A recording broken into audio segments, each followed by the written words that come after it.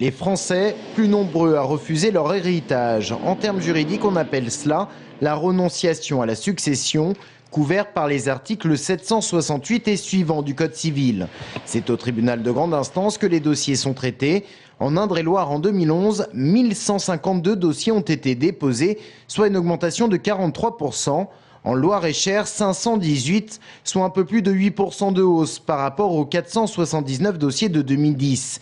Une situation à laquelle sont forcément confrontés les notaires. Je dirais qu'on le constate surtout dans les périodes économiques plus troublées. On l'a vu en 2008 notamment, quand ça s'est accéléré. On le constate aussi en 2011 et je crains qu'on le constate beaucoup plus en 2012 et les années qui vont suivre, compte tenu du contexte que vous savez. Car la raison majeure qui pousse les Français à refuser leur héritage, c'est bien l'endettement des défunts. Un héritier qui accepte une succession est tenu de régler lui-même les dettes qu'elle contient. Bien souvent, c'est donc la raison qui l'emporte. Et puis, il y a un autre problème auquel les Français sont de plus en plus concernés, les frais liés à l'hébergement des personnes âgées. Et il y a une population vieillisse, du coup, il faut payer des maisons de retraite, des soins médicaux très importants. C'est l'État en fait qui paye, ou le département, ou la région, enfin ça dépend, il y a des aides.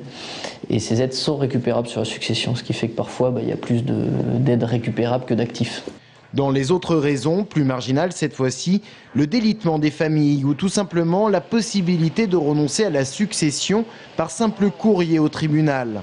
Un allègement de la procédure qui pourrait également expliquer cette augmentation.